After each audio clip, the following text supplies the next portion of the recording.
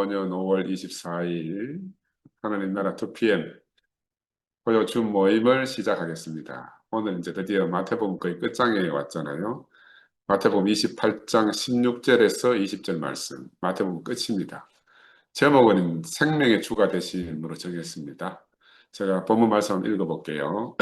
11 제자가 갈릴리에 가서 예수의 명하시던 산에 이르러 예수를 배웁고 경배하나 오히려 의심하는 자도 있더라. 예수께서 나와 일러 가라사대 하늘과 땅의 모든 권세를 내게 주셨으니 그러므로 너희는 가서 모든 족속으로 제자를 삼아 아버지와 아들과 성령의 이름으로 세례를 주고 내가 너희에게 분부한 모든 것을 가르쳐 지키게 하라.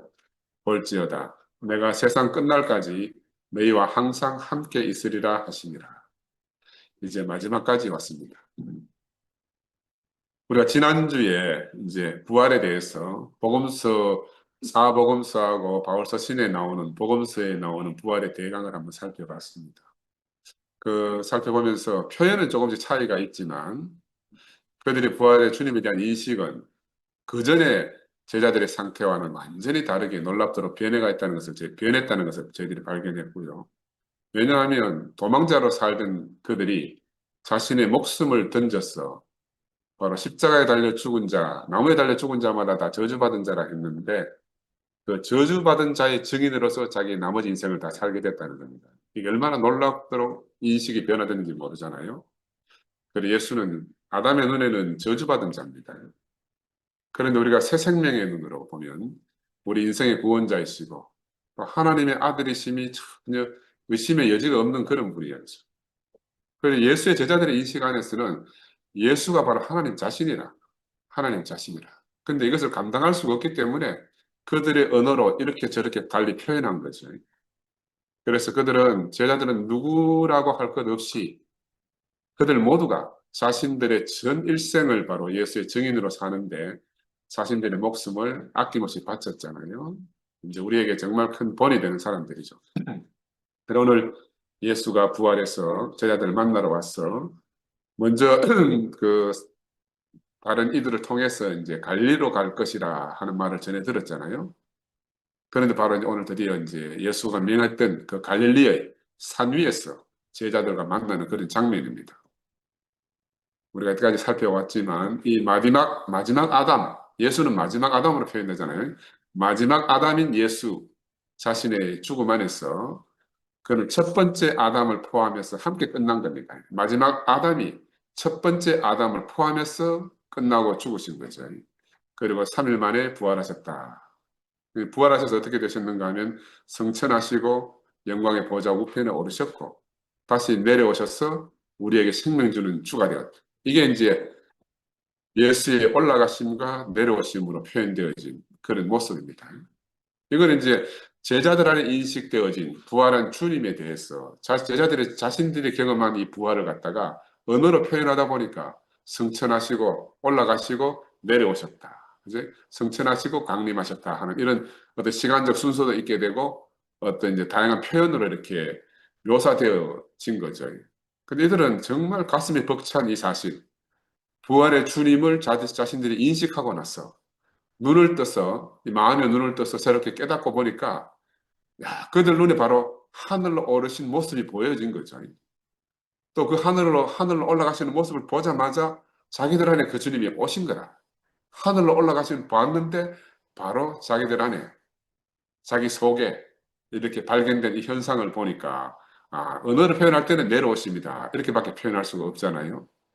참 이게 보이지 않는 이 부활 생명을 보이는 어떤 모습으로 표현하다 보니까 그들은 이 신화적 언어로 성천하고 강림하시는 이런 신화적 언어로 표현할 수밖에 없지 않았겠나 하는 제 개인적인 그런 생각이 들고요. 그래서 부활 생명은 뭔가? 부활 생명 구체적 언어를 표현할 수가 없잖아요. 근데 그가 나타나면 부활 생명이 나타나면 우리가 알아진다는 겁니다. 알아지는 거죠. 나타나면 알아진다. 그래서 요한복음에 보면 말씀이 육신이 되어 우리 가운데 거하시며 우리가 그 영광을 보니 아버지의 독생자의 영광이요 은혜와 진리가 충만하더라. 나는 요한의 이 시적인 언어를 보니까 너무너무 감동이에요. 이 간단한 요한복음 1장 14절에 있는 이 간단한 말씀 안에 얼마나 함축적인 내용이 들어있고 얼마나 그 벅찬 감동이 들어있습니까? 그죠? 시라는 거 우리 개체정제님도 계시지만 시는 바로 영감을 통해서 쓰여지는 거 아닙니까? 영감이라는 것은 영적인 감각이죠. 영성이라고 말할 수도 있고.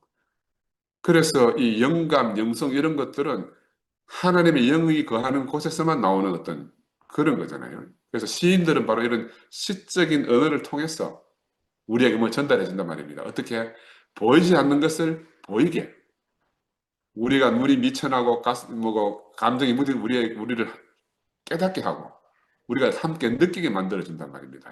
그래서 시라는 것이 정말 직접적인 서술적 언어로 표현이 안 되는 이런 것들을 가슴 깊숙이 감동을 주면서 전달해 주잖아요. 그러니까 어떻게 보면 이 복음서를 쓴 사도들이나 이런 사람은 정말 다 시인 같아, 시. 근데 우리도 시인입니다. 우리도 주님을 만나서 감동이 벅차면요, 자동으로 시가 쓰여져. 우리가 서술적 언어로 쓰여지는 게 아니고. 여러분 다 경험해 봤죠? 벅찬 감동이 물밀듯이 들어오면 시가 절로 튀어져 나오는 거야. 그래서 우리는 하나님의 영이 거하는 곳, 이런 것을 말로 하지만 사실은 하나님의 영이 거한다 하는 건 말로는 하는데 구체적으로 그 장소를 우리가 알 수가 없잖아요. 그렇지만 장소는 알 수가 없는데 하나님의 영이 거하시는 곳 하면은 그 의미가 또 우리에게 전달이 되는 겁니다. 의미는 전달이 돼요. 그래서 태초부터 있던 이 영원한 생명은 말씀으로 육체가 되셨다. 그리고 인생으로 우리에게 오셨다. 이런 말이죠. 인생으로 우리에게 오셨다.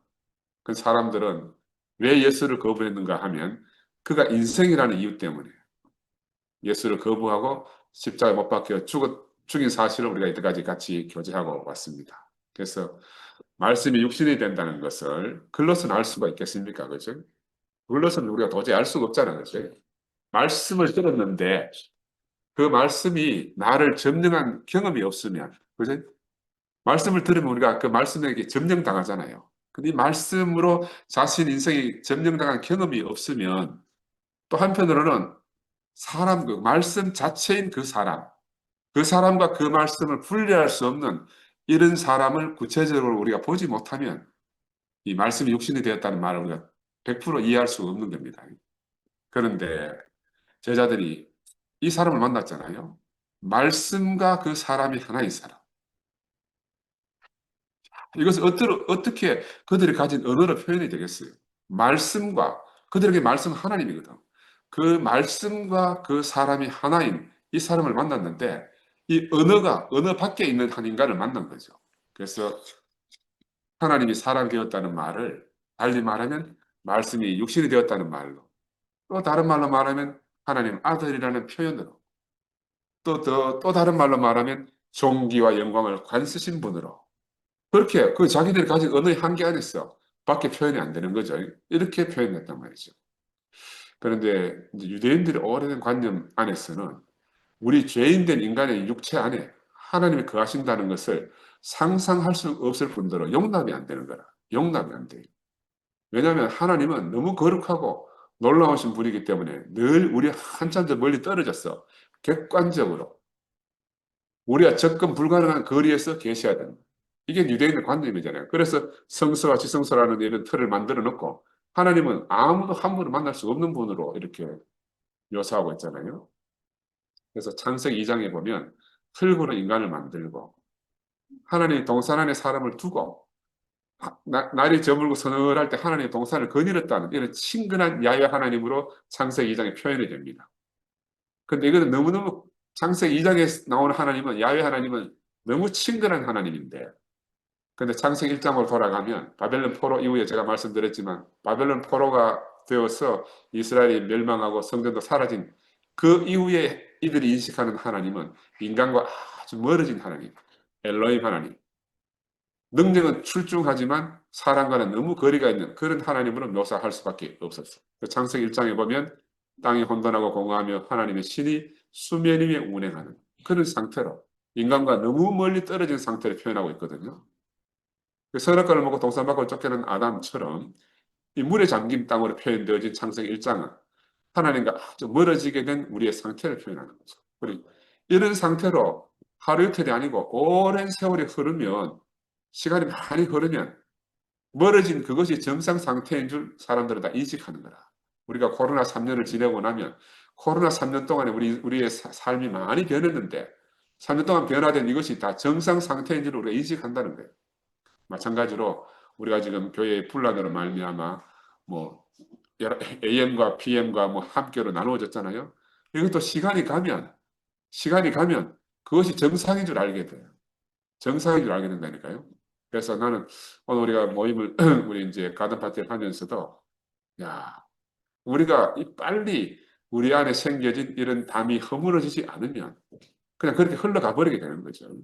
그게 참 안타까웠던 생각이 들고 그래서 하나님 말씀이 육신이 된 예수가 오기 전까지는 이 하나님 말씀과 하나님 말씀이 육신이 된 예수가 오기 전까지는 사람들 속에 어떤 인식이 있는가? 인간은 안 된다.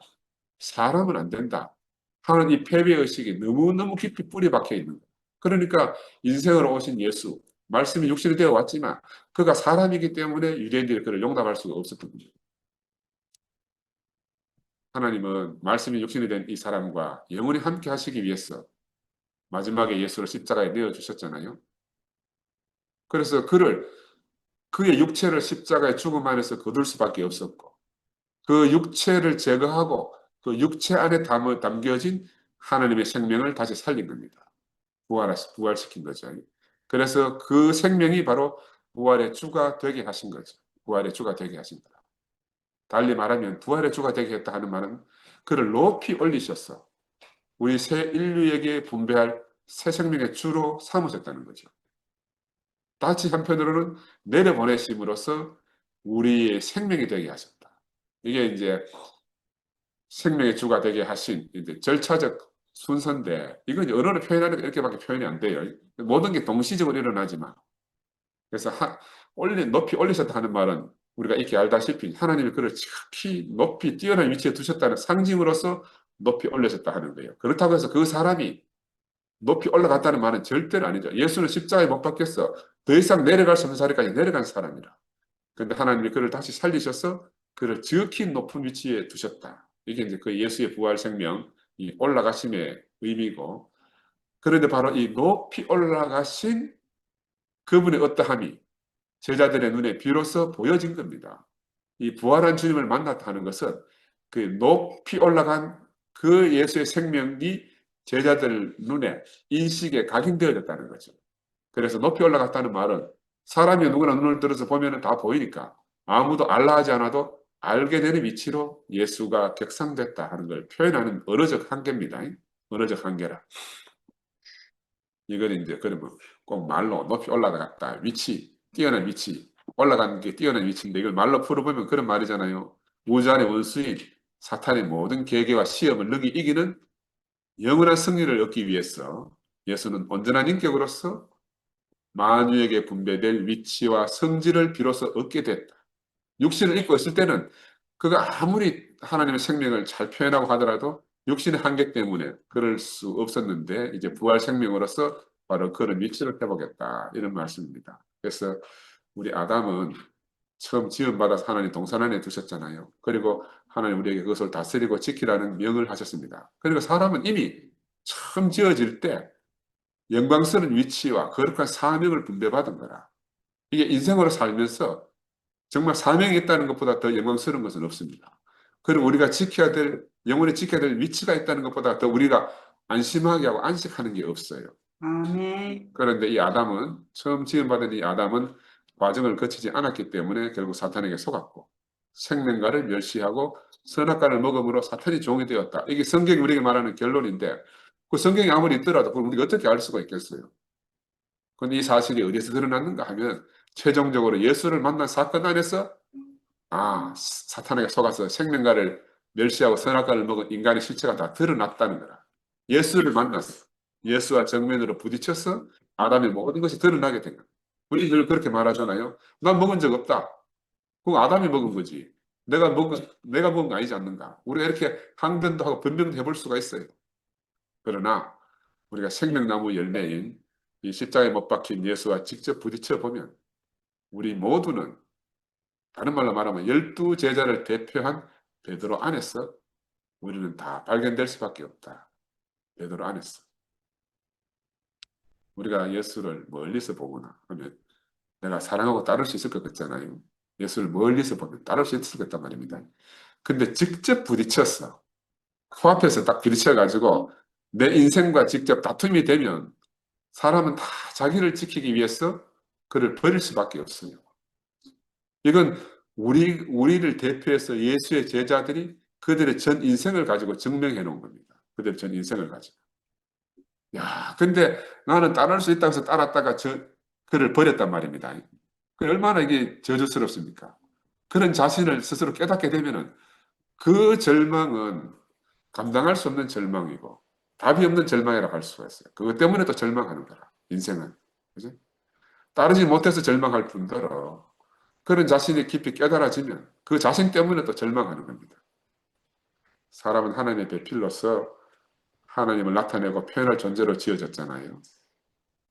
근데 그런 목적을 가지고 지어졌음에도 불구하고 우리가 스스로 그것을 방해하고 우리가 그 하나님의 거룩한 목적을 훼손하는, 왜곡하는 그런 사람으로 우리가 드러나게 된다는 겁니다.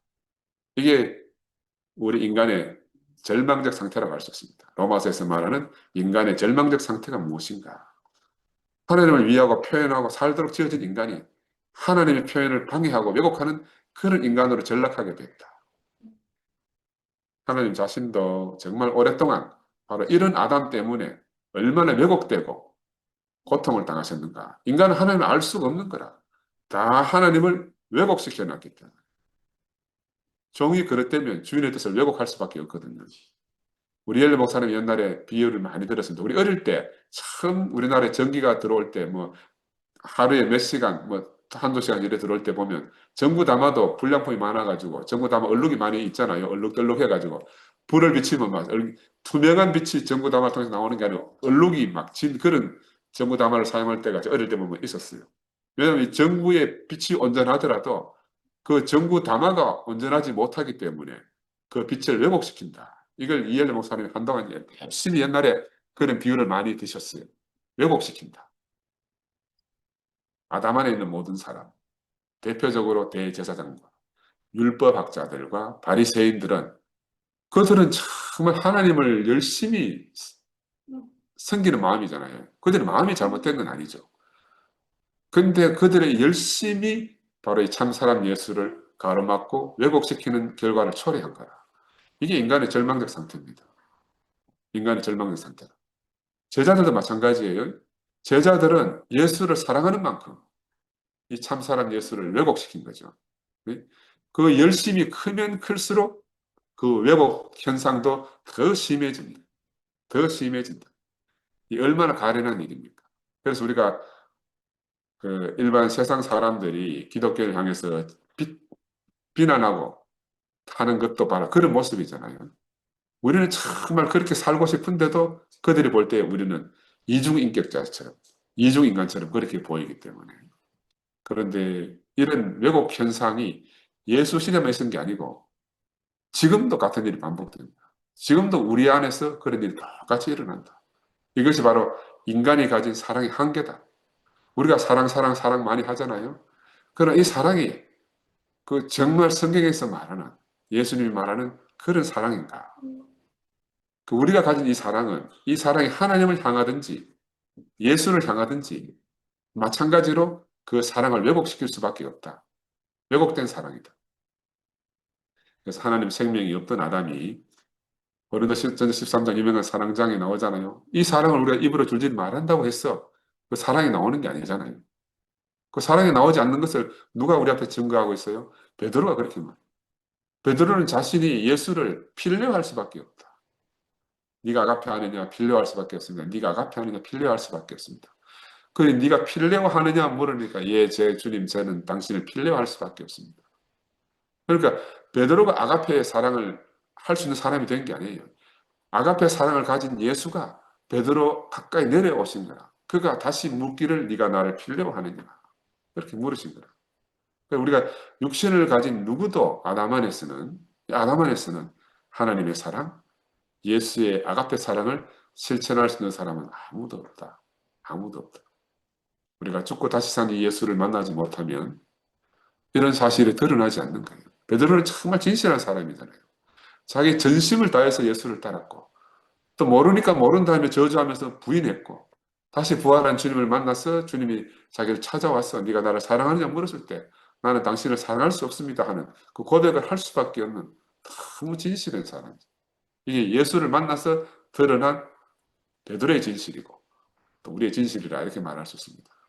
이 사실이 드러나지 않으면 죽고 다시 산 예수를 만나서 이런 사실이 백일하에 드러나지 않으면 우리는 어떤 모습으로 드러나는가 하면은 패치가 무덤이고 울리는 꽹과리로 드러난다는 겁니다. 그치? 그런데 우리가 십자가 죽음 앞에 선 이 예수를 마주하고 나면 우리도 베드로처럼 이 절망적 사실, 인생의 절망적 사실을 우리가 깨닫게 되면 우리는 그 앞에 그냥 꿇어 엎드릴 수밖에 없는 거예요. 너무너무 절망스럽기 때문에 우리는 고개를 들 수 없는 사람이고 우리는 무릎을 꿇지 않으면 안 되는 사람으로 다 드러나는 겁니다. 베드로의 일생을 보면요. 베드로가 처음 예수를 만났을 때 주여 저를 떠나소서 저는 죄인으로서이다. 그물을 던져서 엄청난 고기를 잡으면서 이 사람이 누구인가? 그냥 바로 엎드려진 거라. 이 처음 이런 고백을 한 곳이 어디냐면 게네사렛 호숫가라 그래. 성경 게네사렛 호숫가. 그리고 예수를 따라다니면서 당신은 그리스도시요 살아계신 하나님의 아들이다. 이런 고백도 했잖아요. 그런데 마지막 십자가 앞에서는 예수를 저주하며 부인하고 떠났어요. 그런데 다시 부활한 주님이 디베라 바닷가에서 베드로를 찾아오셨어요. 근데 그는 마지막에 저는 당신을 필요할 수밖에 없습니다. 베드로는 영원히 자기 자리가 어떤 자리인지 아는 사람이 됐어요. 바로 이 긴 여정을 걸어온 이 베드로의 인생 안에 우리의 모든 여정이 다 들어있다는 겁니다. 우리는 죽었다 깨어나도 아가페 사랑을 가질 수가 없어요. 근데 우리는 필요할 수밖에 없는 우리 자신이 다 드러났는데 바로 그런 베드로에게 주님은 내 양을 먹이라. 이렇게 명하시는 거라. 하나님 이게 얼마나 감사한지 몰라요. 우리는 절대로 아가페 사랑을 가질 수가 없는 피조물이다. 그래서 베드로는 어떤 사람으로 드러났나? 그는 절대로 뜰 수 없는 사람이 됐다. 부활한 주님을 만나서 제가 당신을 아가페 하겠습니다. 할 수 있습니다. 하면 그건 또 뜨는 거라. 그 주님이 네가 나를 아가페 하느냐 물어도 저는 필요합니다. 라고밖에 말할 수 없는 사람이다. 누가 띄워주어도 절대로 뜰 수 없는 사람이 됐어. 그는 자기 자리가 어디에 있는지 자기가 누구인지를 너무너무 분명히 인식한 사람이 되었다는 겁니다. 그래서 우리가 지금까지 살펴본 이 마태의 복음서를 통해서도 예수의 제자들마저도 이 선악과에 엇담해서 자유로울 수 없음을 우리가 익히 보아왔잖아. 그죠? 그러니까 그들이 결국은요. 대제사장이나 바리새인들과 동일한 아담의 노선 안에 있었다는 거죠.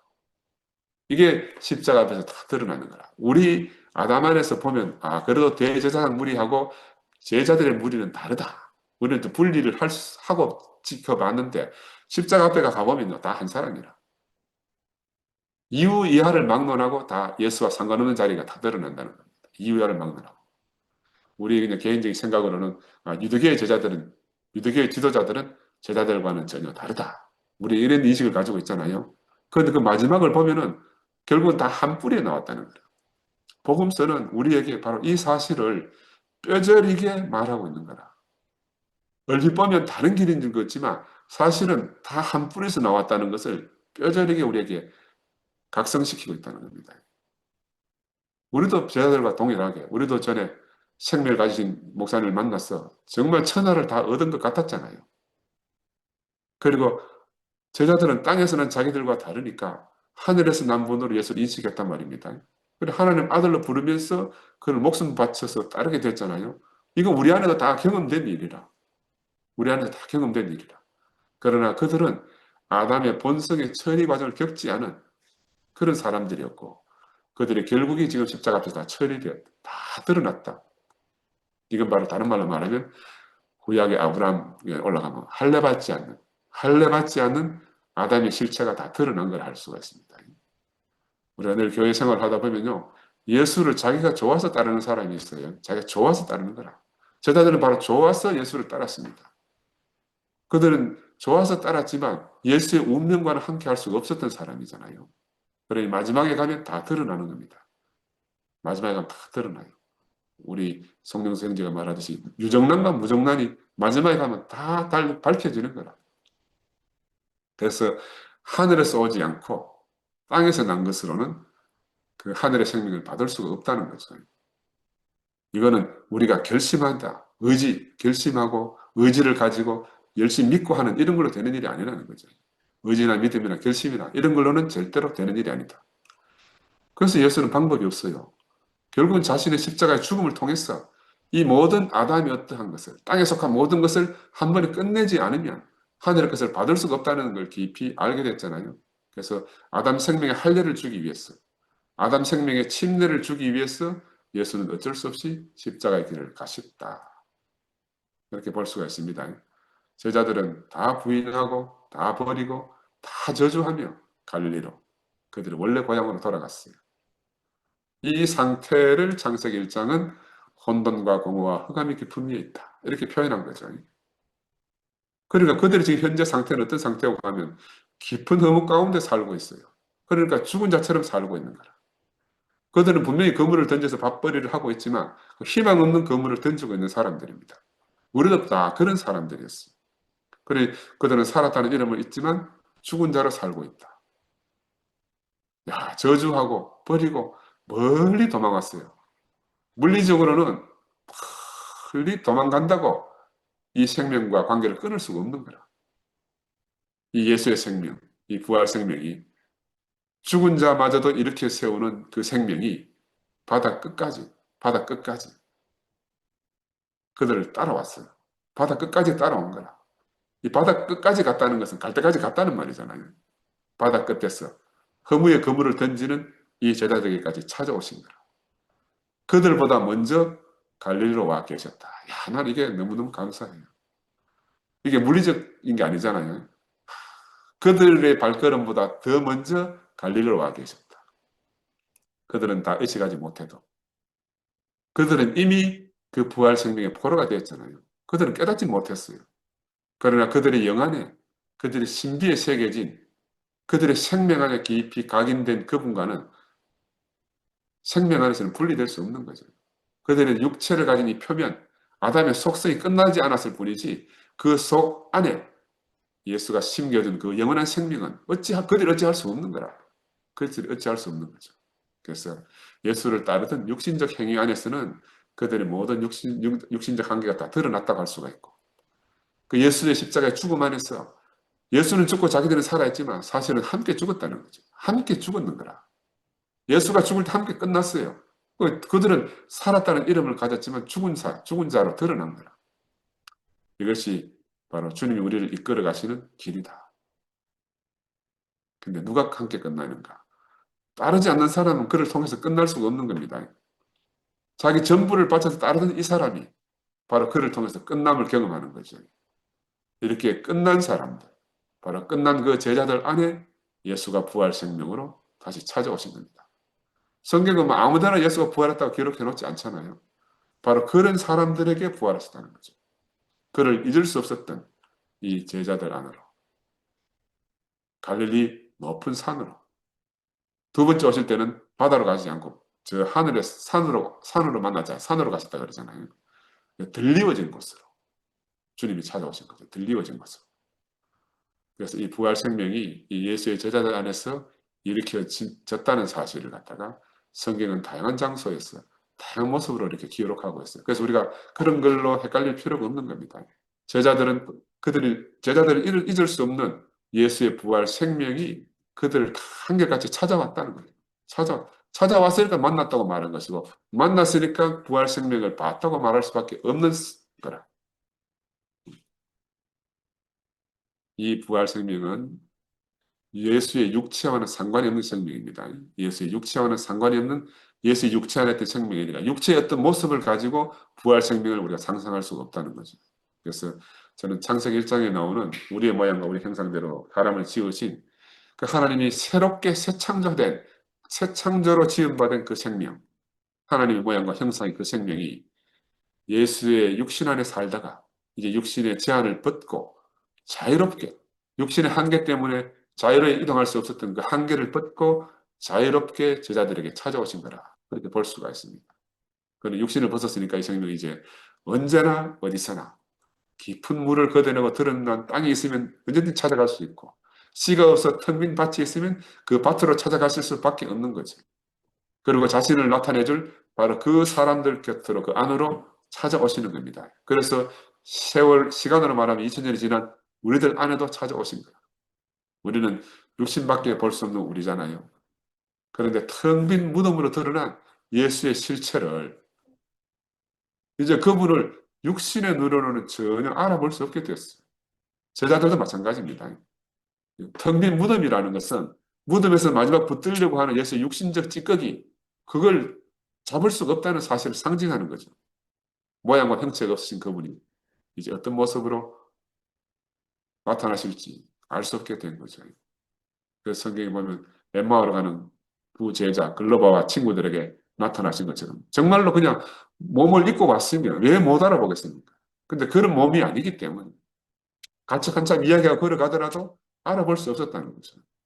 저는 이제 개인적으로 우리 어머니를 장사 지내고 오면서 불현듯이 그런 생각이 탁 들더라고요. 아, 주님이 어머니의 육신을 입고 나와 함께 살다 가셨구나. 뭐 그때 이상하게 우리 어머니가 내게 주님을 오셨다는 사실이 깊이 그때 인식이 됐어요. 아, 나 그때 그거 기억을 잊을 수가 없어요. 잊을 수가 없어. 내가 늘 어머니 이야기 하잖아요. 근데 내 어머니이기도 하지만 사실은 내 주님 이야기를 이러면 사람들이 또 저렇게 미쳤다 이렇게 할지 모르지만 저는 그래요. 내 어머니 이야기이기도 하지만 내 주님 이야기이기도 한 거라. 나를 위해서 자기 전부를 아깝다 하지 않고 허비하신 분이잖아요. 그런데 이 땅에 함께 살 때는 내가 당신을 그렇게 알 수가 없었던 거라. 육신적 눈으로밖에 만날 수가 없었어요. 근데 성경 말씀을 보니까요. 야, 부활한 주님은 이렇게 내가 육신적으로 알아볼 수 없는 다양한 형태로 찾아오신다는 거라. 그래, 누구든지 내 이름으로 오는 소자를 영접하면 곧 나를 영접한 것이다 하는 말의 의미가 어디에 있는지 우리가 깊이 묵상해야 될 것 같다. 그래서 저는 우리 가까이, 우리와 함께 살고 있는 형제 자매들의 모습으로 육신의 안목으로는 어쩌면 그들은 또 내가 버리고 싶은 어떤 모습이라 할 수 있어요. 그런데 그런 모습으로 내게 찾아오신다는 거라. 그런 모습으로. 어쩌면 이 엠마오로 가는 두 제자들에게 나타나신 것처럼 지나가는 나그네로 이렇게 찾아오신다는 거죠. 그러니까 우리가 누구를 향해서 누구를 보고 너는 아니라고 이렇게 배척할 수가 있겠냐 하는 겁니다. 그죠? 우리가 십자가 예수의 부활 생명을 우리가 진짜 진실로 이해한다 그러면 예수를 사랑하고 끝까지 사랑했지만 마지막 아담의 선악과의 뿌리가 끝나지 않았어. 그를 배신하고 도망간 그 제자들 안으로 찾아오신 거죠. 우리 인간의 어떤 생각 같으면 그런 놈 절대 찾아가면 안 되지. 안 그러겠어요? 내가 3년 반 동안 저들한테 해준 게 얼만데, 저놈의 새끼들이. 나를 저렇게 했다 부인하고 저주하고 도망갔다. 다시는 안 가겠다. 해요. 근데 주님은 그와 전혀 상관이 없이 그들 말고는 찾아갈 대상이 없는 거라. 그들 말고는.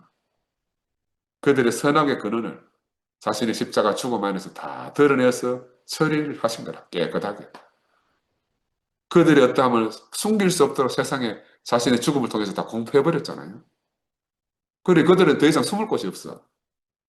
자신들이 자신을 가릴 방법이 없는 거라. 그렇게 해놓고 다시 찾아오신 겁니다. 그럼 다시 찾아오실 때는 그들이 알아볼 수 없는 모습으로 찾아오셨다는 거죠. 알아볼 수 없는 모습. 그러나 그들은 느끼고 인식할 수 있다는 거예요. 육안으로는 알아볼 수 없는데 생명 안에서 인식한다는 거죠. 그들의 감각으로, 그들의 직감으로 십자가 죽으심 안에서 그들의 아담을 다 폭로시켜 함께 끝내시고 이제 빈밭으로 만들어버렸잖아요. 어떻게 빈밭인가? 사탄의 전제가 다 드러나서 처리된 상태. 이게 빈밭인가? 십자가 죽음 안에서 무엇이 끝났는가 하면은 우리 육신이 끝났는 거지만 사실은 사탄의 잔재가 다 끝나버린 거죠. 사탄의 잔재가 끝났으니까 바로 십자가의 죽음의 상태가 언제나 옥토의 상태다. 바로 옥토로 드러난 그들에게 주님이 찾아오신 거다. 그래서 하나님 아들로 사셨으면서도 그 마지막을, 자신의 마지막을 빈 무덤으로 계시하셨잖아요. 아담의 어떠한 성분도 자랑할 수 없도록 빈 무덤은 예수의 행적으로 말하면 얼마나 자랑할 게 많겠습니까? 그러나 어떤 것도 자랑할 수 없는 빈 무덤으로 자기를 계시하셨어요. 그리고 우리에게 영원한 생명의 씨로 오신 거죠. 그런데 이 씨는 바울이 말했듯이 어떤 형태로 나타날지 알 수가 없는 거라. 우리가 알 수가 없어요. 우리가 규정할 수가 없는 거라. 그런데 바로 우리가 만난 주님은 우리가 규정할 수 없는 어떤 모습, 어떤 생명을 가지고 어떤 모습으로 우리를 다시 찾아오신 거죠. 아, 이게 얼마나 놀랍습니까? 빈 무덤으로, 빈 밭으로 우리를 찾아와서 자신을 열어 보여주신 거예요. 우리가 만난 주님은 바로 빈 무덤이고 빈 밭입니다. 모든 영광이 사라진 모습이죠. 그러니까 사람들은 다 싫어서 버릴 수밖에 없습니다. 주인이 씨를 뿌리지 않으면 아무것도 아닌 자신을 십자가에서 다 드러내 주신 거죠. 그런 모습으로 우리를 찾아오신 겁니다. 그래서 히브리서서 구약 안에 있는 많은 계시들이 있잖아요. 이거 왜 우리가 이런 주님을 한 방에 알아볼 수가 없으니까 구약은 그걸 다 풀어서 우리에게 알려주고 있잖아요. 생명과와 선악과의 씨가 함께 살 수 없음을 구약을 통해서 우리에게 계시해주고 있습니다. 가인은 하나님께 제물을 드리다가 아우를 죽인 사람으로 그걸 드러났습니다. 하나님을 섬기는 그 마음 안에서 그 열심 안에서 자신의 아우 아벨을 죽였잖아요. 이게 저 오랜 세월 전에 있는 가인과 아벨의 이야기가 아니고 지금 우리의 이야기입니다. 이게 오늘 교회 안에서 버젓이 벌어지고 있는 우리의 현실입니다. 그러니 사람 그 죽인다는 거 육체만 생각하면 안 돼요. 죽인다는 것은 육체뿐이겠어요? 그들이 마음 안에서 그 마음을 죽이 없애는 거죠. 그러니까 예수는 오셔서 누구든지 사람을 살인한 것이 아니고 살인하려 마음만 품어도 이미 살인한 거라고 그랬습니다. 그 마음이 이미 그 일을 행했다는 거예요.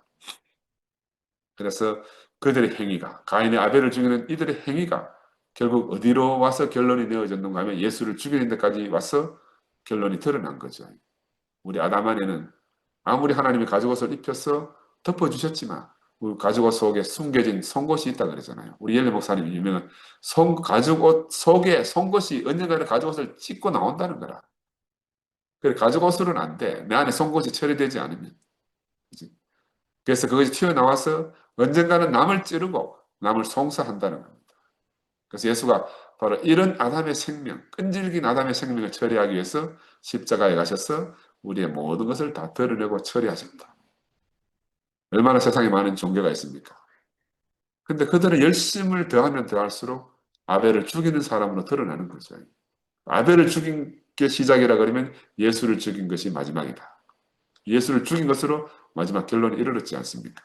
그래서 라멕, 라멕은 뭐 설명도 할 필요도 없이 라멕은 얼마나 자신의 힘을 과시한 사람이고 얼마나 함께 모으고 높이 올라가 이름을 빛내자고 한 사람이고 이 라멕의 계를 따라서 하나님을 멸시하는 족속들이 나오고 바벨론을 건설하는 장면이 나오잖아요. 그런데 이 바벨론이라는 것도 우리가 익히 알다시피 돌이 많은 이집트는 피라미드를 건설했고 돌이 없는 이 바벨론은 이제 진흙이 많으니까 진흙을 구워서 벽돌을 만들고 그것을 높이 탑을 쌓아 지구라트를 건설한 거라. 신전을 만드는 거죠. 신전. 하나님을 섬기기 위한 신을 섬기기 위한 그런 바벨탑을 건설했잖아요. 그 성경은 바벨탑의 멸망은 인간의 언어의 혼잡 때문에 하나님이 바벨탑을 멸망시켜서 인간의 언어가 혼잡됐다 이렇게 말하지만 사실은 인간의 언어의 혼잡 때문에 바벨 신전이 무너진 거죠. 우리가 경험해봐가 알잖아요. 어떻게 신전이 무너지나 언어가 혼잡하면 무너지는 거라. 인간의 공동체가 갈라지는 현상은 다 소통의 부재 때문이다. 그래서 성경은 이런 면에서 우리에게 정말 많은 것을 알려주고 있습니다. 이것이 아까 처음에 서두에 말씀드렸지만 빗나가고 왜곡된 그런 현상이다. 인간 세상과 종교적 현상이 바로 이런 왜곡 가운데서 생겨난 것이다.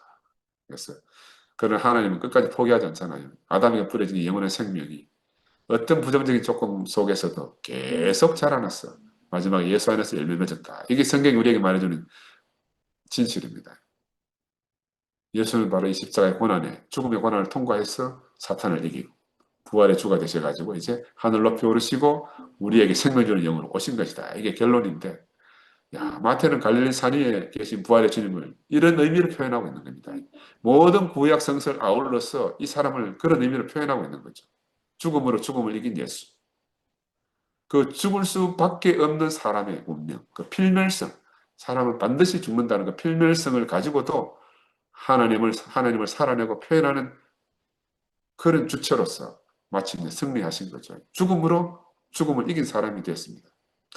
우리 요즘 젊은이들 말이 많아요. 주식 투자로 말하면 예수는 가치 투자의 대가다. 가치 투자의 대가다. 썩어 없어질 것으로 영원한 것을 얻으신 분이다. 그죠? 얼마나 놀라운 승리자입니까? 그래서 죽지 않는 천사 유혹을 받은 아담과는 다르게 그는 자신의 죽음 안에서 하나님 앞에 자신의 진실을 다 드러내 보임으로 모든 아담을 심판하신 거죠. 모든 아담이 다 심판되는 겁니다. 그래서 그 자리에서 그 십자가에 죽으신 그 자리가 바로 부활 생명의 밭이 된 거라. 저는 옛날에 옥토는 뭐 내가 노력해야 되나 뭐 갈고 닦아 이렇게 생각했는데 요즘 보니까 예수 십자가에 죽으신 안에 그 운명 안에 그게 부활의 밭 옥토라. 그 밭 아니고는 생명이 자랄 방법이 없어요. 그 자리에 씨가 떨어져서 그 자리에서 자라는 거라. 그래서 농부신 아버지께 드려짐으로 그 부활 생명의 밭이 되어서 아버지 사탄을 이기고 승리하는 아버지의 기쁨을 드리는 그런 분으로 드러나신 거죠.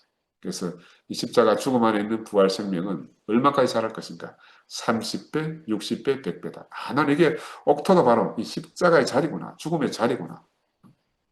그 자리에서 오늘 우리에게까지 도달한 겁니다. 그래서 하나님 나라는 바로 이 십자가 죽음의 밭에서 무궁하게 자라는 거라. 사탄이 절대로 송사할 수가 없어요. 사탄이 틈탈 수가 없어. 그래서 예수는 자신의 죽음으로 사망을 이기시고 이제 하늘과 땅에서 가장 높은 자리에 오르셨어요. 이걸 이제 성경은 하나님 보좌 우편으로 이렇게 표현하잖아요.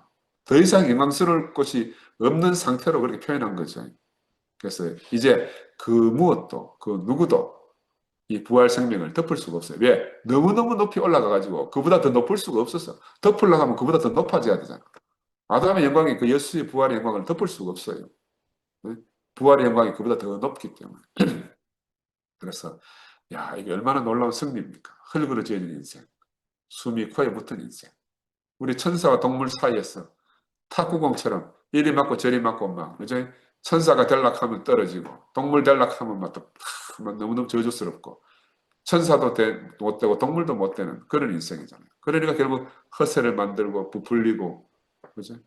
자기의 부끄러운 영광만 자랑하는 사람이지만 그렇지만 또 너무너무 내면적으로 절망할 수밖에 없는 그런 사람이었잖아요. 근데 이런 인생이 바로 똑같은 인생의 운명을 가지고 예수는 천사가 흠모하고 수종드는 그 하나님 후사로 상속자가 되셨습니다. 그러니까 그가 권능의 우편에 올라갔다 하는 말은 우리 모두도 다 그런 생명으로 살 수 있다. 예수가 길을 열었기 때문에 우리도 똑같은 길을 살 수가 있다. 이게 우리 희망입니다. 이게 바로 우리의 승리고. 그래서 하나님이 인간에게 주신 이 운명은 부끄러운 게 아니다. 영광스러운 것이다. 영광스러운 것이다. 이걸 깨닫는 게 참 중요해요. 우리는 매일마다 교회 가서 뭘 찬양하는가? 이 참사람 예수의 진실을 다 찬양하는 겁니다. 그 부끄러움을 찬양하는 거죠. 다른 말로 말하면. 예수의 찬양은 곧 사람 찬양이고 그것이 곧 인생의 승리라는 거다. 모든 사람이 다 사람은 안 된다. 사람을 따라가면 안 돼. 사람을 믿으면 안 돼. 봐라. 지금도 우리 안에 이게 너무 평비하거든요. 봐라. 사람의 결말이 그렇지 않느냐 하는데 그러나 끝까지 주님은 예수 찬양하고 사람 찬양이다. 그것이 바로 인생 승리라는 걸 우리한테 계시하고 있는 거예요. 찬양할 수 없는 인생을 찬양할 수 있게 된 것. 이게 기적이에요. 세상 어디 나가도 사람을 찬양하는 데가 없어요. 그건 바로 교회 안에만 사람을 찬양할 수 있는 거예요. 그래서 우리가 눈을 들어서 세상을 보면 어떤 인간을 찬양할 수 있겠어요? 절대 없습니다. 그런데 우리가 밤마다 주에 들어오는 이 가난한 형제 자매들을 보면 우리가 이들을 찬양하지 않으면 세상에 찬양받을 자가 어디 있냐는 거라. 세상에 찬양받을 자가 어디 있겠어. 그래서 예수는 인간의 모든 부끄러움과의 수치를 십자가의 죽음 안에서 단번에 다 풀어주셨습니다. 그 풀어주자마자 그는 우리를 위해서 하늘에 올라가셨어요. 그건 높이 올라간 영광을 계시한 게 아니고 그는 자신의 부끄러움을 하늘 높이 계시하셨어요. 근데 예수의 그 부끄러움, 높아진 부끄러움을 보고 우리의 부끄러움이 사라진 거라. 그런데 우리의 눈이 싹 뒤집어서 아, 이것이 바로 인간의 착한 영광이구나. 그렇게 깨달아지는 거죠. 그는 지금도 나무에 달려있기 때문에 육신의 안목으로는 저주받은 자고 수치고 부끄러운 사람입니다. 우리가 아담 안에 살면요. 나만 부끄러운 거거든요. 나만 부끄러워. 나는 근데 어느 날 탁 깨달아진 게 전에 하늘 위에서 있잖아요. 모든 집의 지붕을 다 걷어보면은 집집마다 부끄럽지 않은 사람이 없을 것 같더라. 그게 딱 깨달아질 때. 아, 그러니까 내 문제는 내 개인의 문제가 아니고 모든 인생의 문제고 우리 집안의 문제는 모든 집안의 문제고 이게 뭐 우주의 문제다. 내가 어느 날 그게 딱 깨달아지더라니까. 아, 그러니까 내 문제는 소소한 문제가 아니고 우리 집안의 문제는 소소한 문제가 아니고 인류의 문제다. 인류의 문제다. 그지? 근데 우리가 집안에 갇혀 있으면 내만 부끄러운 사람이고 우리 가족들만 부끄러운 가족인 줄 아는 거라. 근데 그걸 뚜껑을 확 열고 예수가 십자가로 높이 끌어올렸어요. 내가 이래 부끄러듯이 너희도 다 부끄러운 자다. 부끄러운 자다. 그 나는 교회 와가지고 내가 왜 짐이 가벼워졌겠어요. 교회 오니까요. 여기 부끄러운 사람 천지라. 내 부끄러움 축에도 끼지 못할 정도로 다 부끄러운 사람들만 끌어모아 놓은 거라. 이게 교회입니다. 교회. 세상은 아담이 헛된 영광을 자랑하잖아요. 교회는 우리를 뭘 자랑합니까? 내 부끄러움을 내어놓고 자유하는 곳이에요. 내 부끄러움을 내놓고 부끄러움을 내놓는 순간에 우리는 다 자유자가 되는 거예요. 근데 교회 와서도 부끄러움을 감추면 영원히 자유자가 될 수가 없는 거야. 교회 와서도. 그래서 나보다 더 부끄러우신 분, 나보다 더 오해받고, 나보다 더 왜곡당하시는 분. 이 세상에 살 때 아무도 그를 알지 못하고 그래서 그것 때문에 고통당하신 분. 그분이 바로 우리 주님이라는 겁니다. 예수는 바로 이렇게 자신의 부끄러움을 지고 하늘 높이 올라가셨어요. 성경은 이걸 뭐로 다른 말로 표현하는 거 장대 높이 달린 높뱀이다 이러잖아요. 우리는 우리 앞에 바로 나보다 더 부끄러운 사람들을 통해서 내 부끄러움을 내려놓고 우리가 힘을 얻게 됩니다. 교회 안에 와서 나보다 더 부끄러운 형제 자매들을 만나서 내 부끄러움이 놓여지는 거라. 그러니까 노뱀이 누구예요?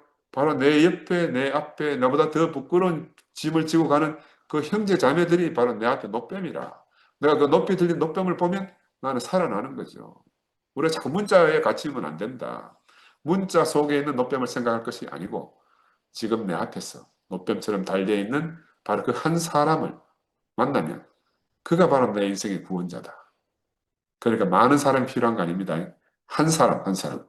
한 사람이면 족하다. 한 사람과 생명의 교통이 온전하게 되면 그것이 바로 천하를 다 얻는 그런 경험을 하게 되는 겁니다. 모든 인생이 그 사람 안에 있음을 경험하게 되는 거죠. 바로 하나님과 인간의 평생의 숙제를 해결하신 이가 바로 우주 안에서 가장 뛰어난 분이시고 가장 높이 오르신 예수인데 우리가 예수를 이신전으로 돌아가서 만날 수가 없잖아요. 그죠? 말씀이 육체가 돼 우리 가운데 그 오신 예수인데 인생의 과정을 거쳐서 십자가에 죽임 당하시고 하나님의 의해서 부활하신 바로 그 예수인데 우리가 그 예수의 생명으로 사는 많은 형제 자매들을 매일마다 만나는 겁니다. 사탄의 마지막 속임수인 그 죽음이라는 인생의 연약함을 가지고 어떻게 죽음을 이기고 살고 있는가. 바로 그런 형제 자매들을 예수 안에서 우리가 보는 거라. 예수는 자신의 죽음으로 죽음을 이기셨다는 사실을 우리가 목도하는 거죠. 우리 앞에서 많이 먼저 간 많은 형제 자매들이 죽음으로 어떻게 죽음을 이겼는가를 우리가 깊이 봤잖아요. 이 교회 안에 없으면 우리가 알 수가 없는 거라. 세상에 TV에 나오는 것도 아니고 유튜브에 나오는 것도 아니고 우리가 어디 가서 만나겠어요. 교회 안에서만. 그들은 다 하나님 보좌 우편에 오르셨어요. 그들은 바로 예수 안에서 만유 위에 뛰어난 인격이고 생명이 되신 거라.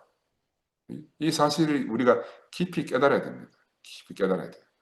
그래서 예수가 올라가셨다는 말은 우리 눈에 그가 만유보다 뛰어난 분이 됐다는 거죠. 우리가 바로 그를 이런 사실을 깨닫고 만유의 주로 우리가 인식하게 됐다는 거라. 또 내려왔다는 말은 그걸 우리 발견하는 즉시 우리 속으로 싹 들어왔다는 거죠. 그래서 십자가 앞에 엎드려진 모든 사람에게 예수는 생명 주시는 분으로 찾아오신 거 아니겠어요? 십자가 앞에 엎드려진 사람에게 올리오심을 보자마자 내려오셨다는 거죠. 어떻게 우리가 알겠어요? 성경에 보니까 제자들이 갈릴리에서는 올라가심을 봤는데 오순절 다락방에서는 내려오심을 받다. 시간적으로는 물리적 장소로는 전혀 다르지만 그러나 그들은 동시에 올라가심을 본 순간 내려오심을 경험한 겁니다. 그래서 올라갈 때는 영광의 구름을 타고 갔다고 내려오실 때는 불의 혀처럼 갈라짐을 통해서 왔다. 이렇게 언어로 표현한 것뿐이라. 언어로는 다양하게 표현할 수 있어요. 영광 중에 올라갔다. 강한 불꽃 중에 내려오셨다. 이렇게 표현합니다. 그러나 모든 말을 한마디로 요약하면 이것이 제자들이 경험한 부활한 예수에 대한 인식이다. 인식. 새롭게 변화된 인식. 그들이 정말 버리고 싶었던 그 비참한 그 운명이 그 운명을 통해서 그들은 새롭게 변화된 겁니다. 예수 안에서 다 새 사람이 된 거죠. 우리도 바로 그런 새 사람으로 변한 교회 생활을 하고 있는 겁니다. 새 사람으로 변한. 그래서 예수는 하나님을 하나님 되게 하고 만유에 뛰어나신 분으로 우주 안에 인정되었고 우리에게도 인정되신 분이잖아요. 그 사도들도 그를 먹을 수 없는 양식으로 버렸지만 그러나 부활한 그 이름을 듣자마자 그 예수가 바로 자신들에게는 절대적인 양식이 된 거예요. 이제는 먹지 않으면 살 수 없는 사람이 된 겁니다. 먹지 않으면 살 수 없는 사람이 됐어요. 그래서 이제 예수는 우리 안에 계시고 우리 인생의 주가 되신 겁니다. 우리 생명의 중심이 되시고 우리에게 영원한 생명이 되셨어요. 이게 얼마나 놀라운 사실입니까? 그죠? 우리는 하나님의 인정하심이 어떤 것인지를 이 예수를 통해서 깊이 깨닫게 된 거야. 인간에게 필요한 궁극적인 것이 무엇인지를 너무너무 깊이 알게 됐습니다. 그래서는 왜 제가 베드로를 계속 이야기하는가 하면 예수는 이 요동할 수 없는 반석으로 자신의 집을 세우겠다. 이렇게 말씀하셨잖아요. 베드로에게 너의 이름을 개발하셨다. 그리고 그 베드로의 생명 위에 자신의 몸인 교회를 세우겠다고 분명히 약속하신 거죠. 아까도 내가 전 말씀드렸지만 베드로는 부활한 주님을 만나서조차도 자신은 절대로 주님처럼 아가페할 수 없는 사람이라. 그게 너무너무 드러난 겁니다. 숨길 수가 없는 사람이 됐어요. 베드로는 예수 앞에서 철저히 무너진 사람이죠. 절대로 하늘 높이 오를 수 없는 자기 자신을 발견한 사람이죠. 그래서 이 베드로의 생명 위에 예수는 교회를 세우신다 했습니다.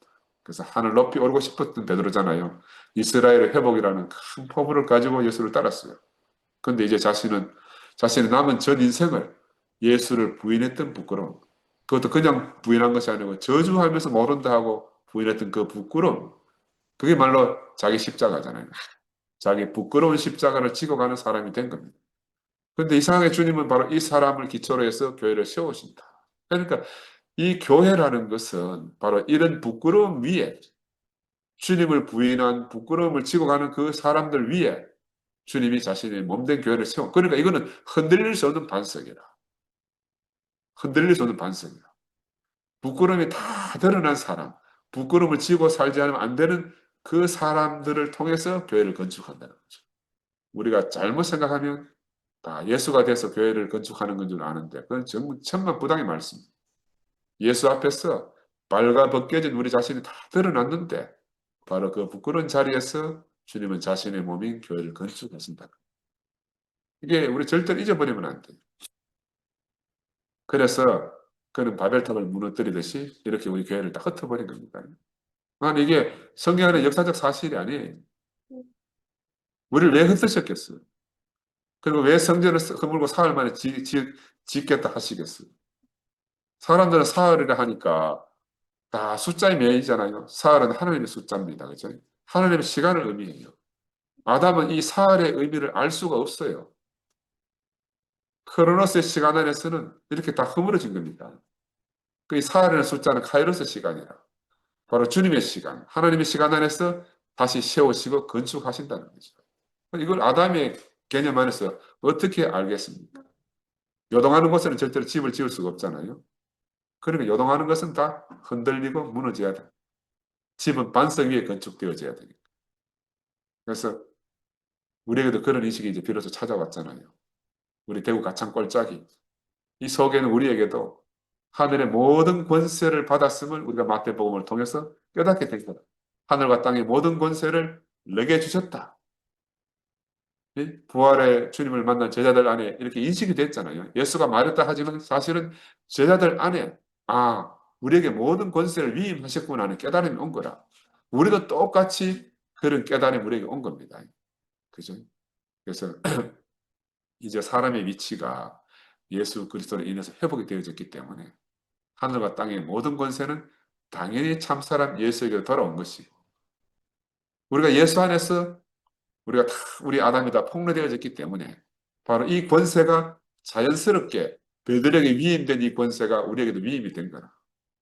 그지? 하늘과 땅에 갈라진 권세 때문에 사람들은 본의 아니게 그 소용돌이 속에서 천사와 사탄의 전쟁터로서만 난리 벚구통이 됐잖아요.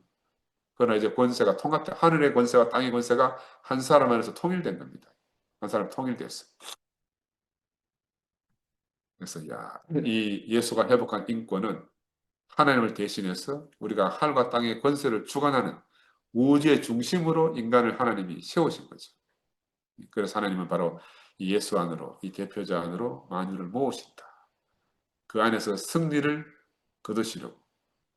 그래서 우리가 보기 안타깝지만 예수를 죽음에 처하도록 내버려 두신 거 아니겠어요? 그치? 그래, 사랑이 살려주는 사랑도 있지만 죽음에 내버리는 이런 사랑도 있는 거라. 그러니까 인간이 하나님의 사랑을 다 이해할 수가 없어요. 하나님의 사랑을 다 이해할 수가 없어요. 그래서 이게 바로 예수가 걸어간 이 길이 우리 인생의 길이다.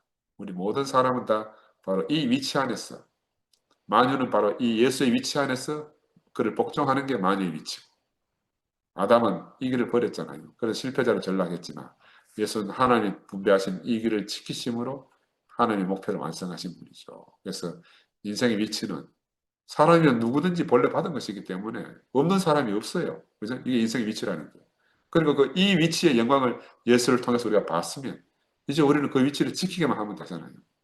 요동하지 않는 자를 지키기만 하면 돼. 우리가 일부러 영광을 얻으려 할 필요가 없어요. 인생은 원래 부끄러운 자라. 하나님이 없으면 부끄러운 자입니다. 씨가 없으면 밭은 부끄러운 자잖아. 그렇죠? 그런데 예수는 힘쓰고 애씀으로써 이 사탄을 정복한 것이 아니고 원래 하나님이 사랑해 주신 인생의 위치에서 이 모든 승리를 거두셨기 때문에 우리도 베드로를 쳐다보면 다 드러나잖아요. 죽기를 맹세하고 따라갔던 베드로가 왜 예수를 떠났겠습니까? 그가 기대하는 것이 없으니 떠났잖아요. 지금 우리 곁을 떠나는 사람도 있어요. 여러분 보시잖아요. 그들이 왜 우리 곁을 떠나겠어요? 우리에게서 그들의 기대가 이루어지지 않을까 떠나가는 거라. 사람은 기대가 충족되면 남고 아니면 떠나가는 겁니다. 베드로는 마지막까지 예수에게서 혹시라도 막 끈앞이라도 잡을 겠나 싶어서 그 최후의 가바의 법정까지 막 숨어 들어가 장애했지만 아무것도 잡을 수가 없기 때문에 떠났던 겁니다. 이게 우리의 모습이라. 우리의 모습. 근데 주님은요, 예수는 제자들이 자신의 기대를 채우지 못해도 끝까지 제자들과 함께 계신 분이잖아요. 이 예수의 길입니다. 이것이 예수가 십자가로 가신 길이라. 그럼 왜 십자가로 가셨겠어요? 영원히 그의 제자들과 함께 하기 위해서 그 길을 가신 거라. 근데 이 십자가의 비밀은 알면 알수록 우리가 감당이 안 돼요. 감당이 안 돼요. 예수는 바로 하나님을 하나님 되게 하고 사람을 사람 되게 한 그 하늘과 땅의 모든 권세를 받으신 분이고 바로 그 권세 안으로 우리의 주님이 되기 위해서 우리의 생명의 주가 되기 위해서 우리를 다 불러내신 겁니다. 이제 우리도 그 생명 안에서 비로소 살게 됐잖아요. 그죠? 얼마나 감사합니까? 이런 세계로 부르신 주님을 찬양합니다. 아멘.